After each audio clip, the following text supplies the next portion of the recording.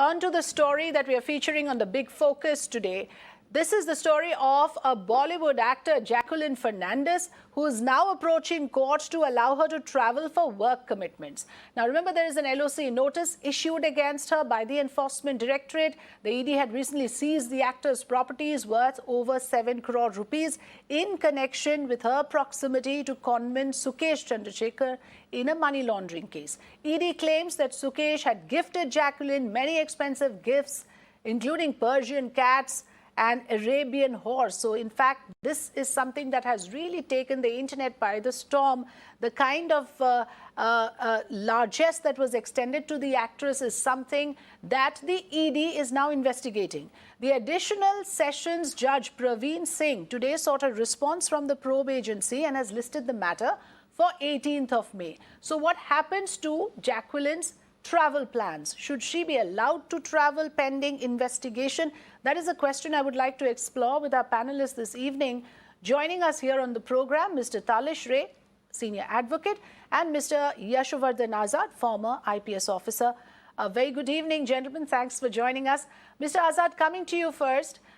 How do you look at a situation like this? Do you think this is an overreach of the law, an excessive use of the LOC? After all, an actor has to do her bit to earn her money. This is going to cost her financially if she is curbed from traveling. Well, it's not a question of the actor or any particular individual. It's a question of how the LOC is applied. You're right, you said the right thing at the beginning.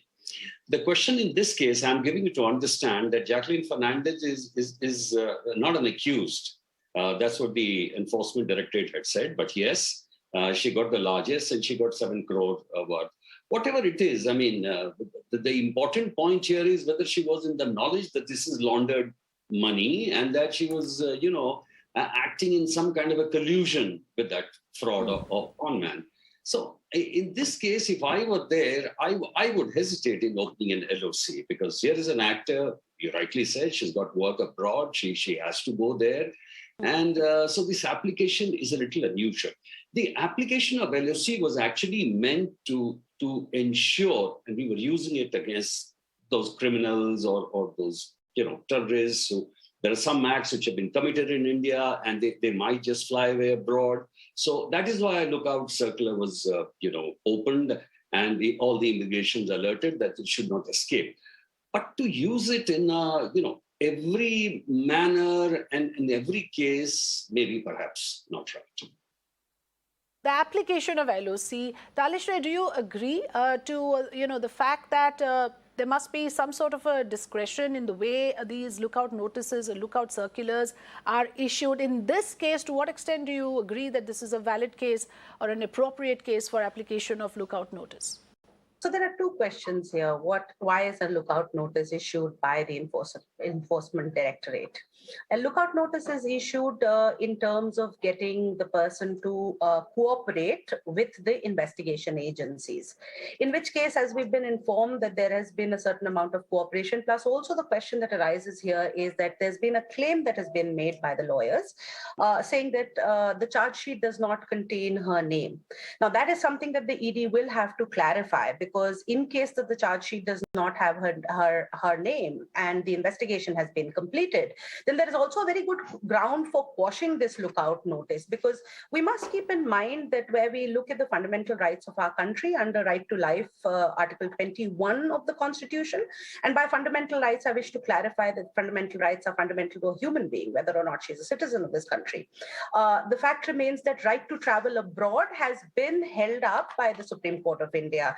As recently as 2019, I think the Satish Chandra Verma versus Union of India matter, in which the Supreme Court said that the right to travel is and especially to travel abroad, is a fundamental right. So there is a good ground should those those exceptions be applicable in terms of whether or not she's named in the charge sheet, whether or not the person has cooperated with the investigation agencies, and depending on that, that's how the court is likely to view it. Yes, a quick add-on to that, what you said, but because I'm just picking up from what Mr. Azad said, that right now we don't know that it was laundered money that was used to give her those gifts. We don't know whether she was in collusion in that kind of a crime. So legally speaking, What is the culpability really when it comes to a case like this for Jacqueline Fernandez? See, the culpability in that sense is something that is going to be decided on, the nitty-gritties of the investigation and the investigation as it covers it. And for the culpability, as Mr. Azad pointed out, there are various factors that get into being.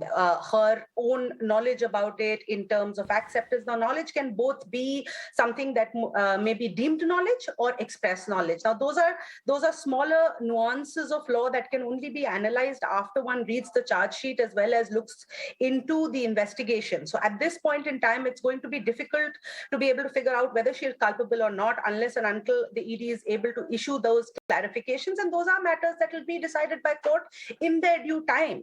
Currently, it is limited to the fact that there's a lookout circular, and the person in this case has approached the court for a specific period of time to be able to travel. That is a person's right, subject to the fact that they are cooperating with the agencies. So the ED will have to show whether or not that is going to be a hindrance towards the cooperation, because eventually there is always the fear that a person may escape the jurisdiction, and it might mean more trouble to the investigating agencies and getting them to cooperate at the time that they need to.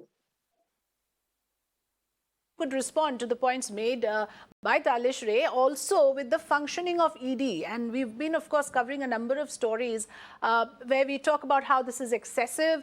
Sometimes, of course, there are stories where their functioning comes into question, whether they're being used and abused by, as a central agency by the union government. In this case, in terms of ED's role, how do you look at this investigation? Do you see an element of excess in this as well? Are you talking to me? Or? Yes, Mr. Azad. Oh, thank you so much. You see, the case here is very simple. Was Jacqueline Fernandez really a party to this? Jacqueline Fernandez has been cooperating in this case. She's going to the ED. It's been a long time now. I mean, we have heard this case again and again. By now, she could have been taken as an accused or arrested. So far, it has not been happening. I don't know what is the position of the charge sheet yet, but I know this much, that she hasn't been taken as accused. She has asked for permission, she should get it. I think LOC should have been, some amount of discretion should have been applied. In this case, I would not open LOC. Because, unless you are charged, if you're just called for questioning and all that, you can't put a binder on everyone. You can't put it as a precautionary measure. So I'm sure the court will look at it and decide accordingly. As far as the ED goes, yes, I do think that by now the cases should have come to some kind of a, conclusion, because here is somebody who's she might have got 11 crores or even 20 crores. How does it matter? I mean, if agar dil aa gaya kisi pe aur wo usko de raha hai, then the only thing you have to find out is whether she was a part of that thing. And this could have been found out till now after the investigation. Therefore, the point of the issue is, was the LOC issued correctly? I would say the discretion should have been applied in a better manner, number one. And number two, as far as the permission to go abroad is concerned, I'm sure if somebody would definitely give her the permission, that the court will definitely look at these facts before awarding their decision. Yes, the court, in terms of Talish Ray, if I can come back to you, in terms of how the actor, in a way, I mean, I'm just looking at it as a professional, the process itself becomes a punishment in a way, isn't it? And is that fair? And I'm just asking you, as somebody who's a legal expert, to help us understand this process, that pending investigation, you are barred from A, B, C. She's not an accused, like Mr. Azad also said. So again, the question comes to whether the process itself becomes some sort of a punishment for a crime which, of course, it's not been established as whether she's committed it or not. Afrida, so I'm just going to step back for a minute in terms of process becoming a part of the problem. Please understand that these processes were set up in terms of cases, as Mr. Azad pointed out, in terms of cases which were where there is a preeminent danger of people fleeing the country. and in which case the investigation agencies are unable to track down or get them to cooperate, and critical evidence can get lost. So that's one part of it. The second part of it is that should this process be used against everybody? Because as Mr. Azad rightly pointed out, there's a certain amount of discretion, and one will need to look into what are the charges that are there in the charge sheet. Is this person an accused or not? But given that, if you're asking me whether it's fair or not, I can only state what the Constitution states, that under Article 21, right to life, you have the right to travel abroad. And therefore, that right is pretty much preeminently there in being in as much as it is fundamental to a human being. And therefore, it should be to be able to travel. But at the same time, there is a system of checks and balances.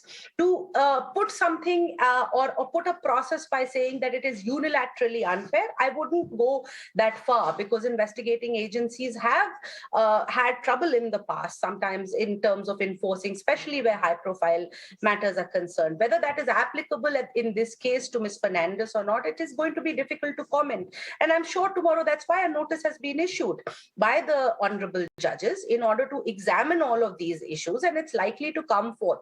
So is the process a very long-winded one?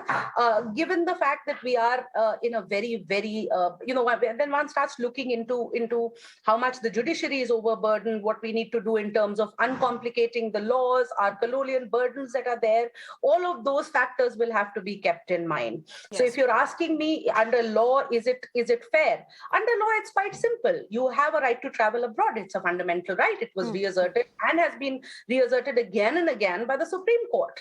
So that's a right. Yes. Yeah. Let's hope the court in its wisdom decides in favor of what is right and what is fair as per fundamental rights. Like you said, Yashovardhan Azad and Talishre, thank you for joining us in this conversation. Thank you.